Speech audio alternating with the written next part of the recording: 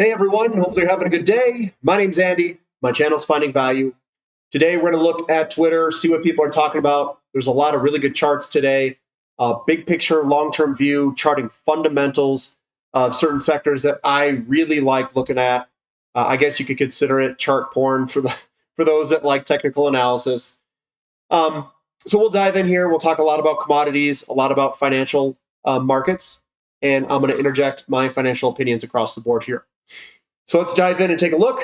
Again, if you want to follow me, it's at finding_finance. And if you want to join our community, it's finding-value.com. And we have a Saturday, 7 a.m. Mountain Standard Time question and answer session for those who are platinum members. So look at this. Gasoline storage is at its lowest level for this time of the year ahead of the summer driving season. So inventories are low, and we are drawing down, and that's going to go all the way to week 45 or so. So we are drawing down inventories, and this could have an impact on gasoline's pricing. I know I'm going to be burning some. I'm going to be burning some gasoline this summer. That's what I'm going to be doing. We've got new study: nuclear power is humanity's greenest energy option. No way. You're telling me that when we go to scrap everything that's in this picture after maybe 10 years to 20 years of use, that's not going to cause some sort of problem? And you know what else is even worse? We have to replace and mine all of this stuff again unless we've got some really good renewable, or I should say recycling options. When you have uranium, yes, there is waste from the uranium, but the actual waste of the nuclear plant is pretty minimal for how much power it generates. And it's also incredibly efficient and minimal waste from the uranium that it consumes.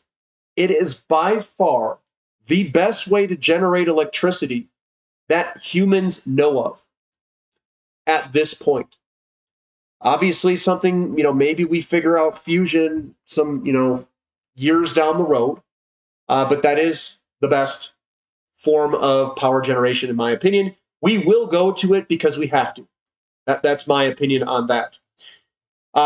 Obviously, Grady knows what's up. I do like him, and he obviously has got my boy Platty up here. It says Platinum's backtesting its huge breakout on this beautiful, clean, and very bullish chart. As said at the breakout, the long consolidations should be over. Platinum is acting well, is good for gold and silver. This is a 2.5-year weekly bullish expanding wedge. He's got a nice little, we'll call it arc on there. He bought the lows at the service. I bought the lows at 2020. I did buy the lows over here as well. We were buying physical metals also on our website. And it is breaking out to the upside. Everyone knows how bullish I am on platinum. We just talked about it last question and answer session. We were talking about the ratios and all that stuff as well. Go platinum. Here's spider charts. I thought this was real interesting. He says, interesting breakout today in the Sprott physical uranium, U.UN. See red circles below. So we've got this kind of shoulder developing, and we've just broken out of that trend line that we were talking about, or that I've posted on the daily technical analysis. This is a big picture view. He's also got on the bottom here 210 bars, 306 days, 306 days. That is very interesting on a time frame perspective, from shoulder to the head to the shoulder, and that time frame is coming right here. Are we going to get this type of move on top of this breakout? Is the projected move? I'm thinking it's looking pretty good, guys. I know we've got the bear crowd. The bear crowd is strong. They get lots of views on YouTube. All those bears, they're coming out of the woods from their hibernation. We might have to put them back in hibernation here soon, because we're going to be doing hopefully some bull moves coming up. So that's the Sprott Physical Uranium Trust. Here is SRS Rock Report. It says, indeed, gold mining not only devours energy and materials, it is highly polluting. However, the gold and silver miners are the true manufacturers of real money. With the $121 trillion in global M2 money supply out there, just wait for a fraction of this to move into physical gold and silver and the miners. Unfortunately, the market doesn't realize this yet because they still believe in the energy tooth fairy. But when the energy tooth fairy doesn't show up as we head over the energy cliff, then we get gobs of people waking up to precious metals religion. This is global money supply moving on up ridiculously, 121 trillion bucks. And that money, when it goes to rotate, because they get a scare against bonds, they get a scare against all this other stuff, then money's going to rotate. But guess what? It's not going to be an easy ride. There's going to be people who are telling you that you should go buy a bunch of bonds, that bonds are the best thing to get, that you're going to get some real yield, real this, real that. I think that's a head fake. That's my opinion. Don't take that as advice. But I think they need to scare people into bonds, and then they're going to come out and slay those people in bonds because they're going to have to continue to print money. Gold and silver look pretty well set up, and I think there's minimal risk with good upside on them. Here's uranium spot price, roughly $73 spot price. It is then. This is a beautiful looking chart, guys. Look at this vertical move here. We've broken out to the upside already. The projected move, he's saying, is about $73 from Casper. I'm not going to deny that. This sure looks very good for uranium spot price. This is UXC on a bigger picture view. This is that head and shoulders that people talk about sometimes. Scott and I refer to it as the lead-in pattern. The lead-in pattern is where you get big moves that come afterwards. Uranium looks fantastic here. I also think that it's doing very well where rates they go up and then they start to slow down some, and sometimes they pause, and that's when uranium did incredibly well. The housing market peaked in 2005 and started to go down, and that's when uranium took off. I think we're close to that same type of scenario, possibly. Maybe not. We'll see. But uranium looks really good. We've also got Grady chatting about the uranium sector. He says the sector has been digesting the massive move up from 2020 crash lows. Energy Fuels is a leader, showing signs of waking up. Played right, the commodities bull will get you out of the rat race. This is a massive, magnificent gray base. The longer and bigger the base, the higher in space.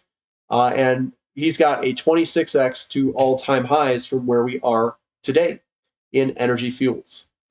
You got what I need. That's you. So it says, don't tell the recession bears. They're too doomed to probably care.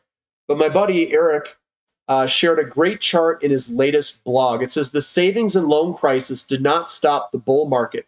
U.S. equities moving up. This is the U.S. financials relative to U.S. equities was just getting creamed. So you can have a bear market in financial equities, I should say U.S. financial relative equities, and not impact the overall markets. So I just wanted to share that. Another one from Grady, he says the gold volatility index, think VIX, but for gold, look ready for another big move, and it is now starting to move. Both have massive breakouts and backtests. This looks very, very interesting indeed. So this is the GVZ. I've never even heard of this, guys. This is the gold volatility index. Look at this. We've broken to the upside. We've also broken to the upside for gold down here as well on a dollar basis. So maybe we can get this thing to really rocket in volatility, which means we could see a big move to the upside. Fingers crossed. I'm locked and loaded. Let's rip this thing. So investor wisdom. Cash combined with courage in a crisis is priceless. Warren Buffett. I agree. That's where you can make copious amounts of money. You buy when everybody's all jacked up and high on fear, and you just buy all of the value in the market, and then you wait for the fear to subside, everybody to come to their senses, and money flows back into the markets. So we need people to get scared out of the markets with their money, and then we need that money to come back into the markets. That is what causes that rotation of money. It rotates out, rotates back in, and the market conditions caused that, the fear in the markets. Dow Gold equals 1 says this oil chart supports the channel analysis of Happy Hawaiian and his $300 to $400 price target. Nearly everyone believes the 2020 crash was a freak, isolated event. Instead, I believe it was a necessary move to eventually slingshot price into the multiple hundreds. This is a bull halfway flag pattern that we've broken to the upside and are doing a retest. That projected move, if you were to take the previous move and project it on top, from bottom to top, is $356. You can also calculate a lot of this stuff using ratios. The ratio right now is about 1 to 26. We can easily get to a 1 to 6 ratio, 1 to 7 ratio at the bottom of, or I should say at the top of a bull market in oil. So if gold's like $3,500, you divide it by 7, that's $500 oil. $500 oil is very possible. I'm not calling for it. I'm calling for something that is greater than 200, but it could go and peak out somewhere like that, depending on how much money is in the system. A lot of people, they think about today. They don't think about 5-6 years from now, where the crisis in oil peaks and people get afraid. It's the market conditions and money rotating into this stuff that causes it. It also could occur under a environment where there's a lot more money in the system. People just don't figure this out. If gold is ready to launch here, guys, if gold is looking good to launch here, oil is going to come behind it, and it's going to rip. And I know a lot of people are afraid. I understand I'm empathetic to that position. But I don't really care. I'm in it for the long term. If we get volatility, perfect. I'll buy some cheaper shares and ride it higher eventually later. The supply is jacked, and they haven't fixed anything. And by them trying to manipulate price lower by releasing strategic petroleum reserves is just going to amplify the move to the upside. It is strengthening the oil bull thesis when they delay the price moves. Let's do it. Here's CCJ Battleground update. Says this intermediate term downtrend line has been strong. I subscribe to the theory that the 3 touches is usually enough to weaken ITDT lines. So this is CCJ. It's starting to break to the upside here. It's trying to break to the upside here, and we'll see if it can break. So it's going to get close here, guys. We're getting close. Here's Lynn, all right? And I like what she said here. She says disinflation just means that the rate of inflation is declining. That's different than deflation, which means prices actually go downward. Within the current monetary framework, aggregate prices rarely go down. They just go up at varying rates. So I see all these people. They're like deflation. This is the setup for deflation. Look at history. Where's the deflation? We've got a little bit right here, but from that point on, it's been basically straight higher. We had a little blip here, but what did they do? They printed their grandma into the grave here. I mean, they just keep printing. It will go up. It has to go up. They're not going to bomb the currency in a deflationary collapse. I just don't believe that. Says, I'm not going to lie. I don't understand why uranium is going green, and why now? Because we're in the cycle, guy. We're in the cycle.